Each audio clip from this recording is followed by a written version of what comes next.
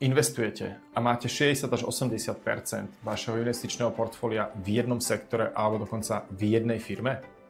To nie je odvaha, to je hazard. Keď sa tento sektor prepadne sa aj váš investičný plán.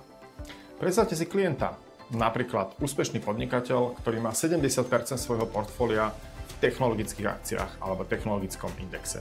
A posledné roky rástli a technologický sektor naozaj dvojnásobne oproti globálnym akciám.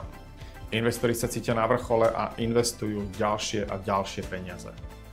No čo keď nastane korekcia a jeho investície poklesnú o 30-40% v priebehu pár mesiacov? Jeho dôchodok, finančná renta, prípadne plánovaný predaj firmy, to všetko je v ohrození. Nie preto, že by nevedel investovať, ale preto, že všetko vsadil na jednu kartu. Konkrétny prípad, najmä u mladých klientov. Moja osobná skúsenosť. Klient polovicu svojich investičných úspor dáva do technologického fondu Nasdaq 100 a ďalšiu polovicu si vyberá top 5 pozícií z tohto technologického fondu.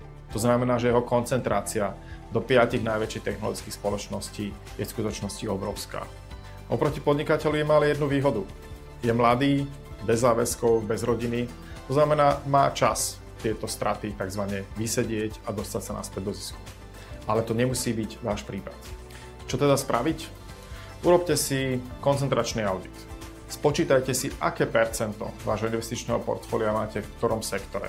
A v tzv. Top 3 pozíciách, to znamená, ktoré konkrétne spoločnosti patria medzi najväčšie percento z vášho investičného majetku. Ak je expozícia jedného sektora viac ako 30%, je na čase uvažovať o rebalancingu. Stanovte si cieľovú váhu daného sektora vo vašom portfóliu, aby bol napríklad maximálne 15-20%. Nastavte si pravidlá, za ktorých budete investovať, za ktorých budete predávať. To znamená, nastavte si jednoznačnú investičnú stratégiu, diversifikáciu a časový horizont. Chcete spraviť koncentračný audit vášho portfólia? Napíšte nám do komentára audit alebo pošlite nám priamo správu a my v poradenskej kancelárii Babek & Partners sa na to radi pozrieme.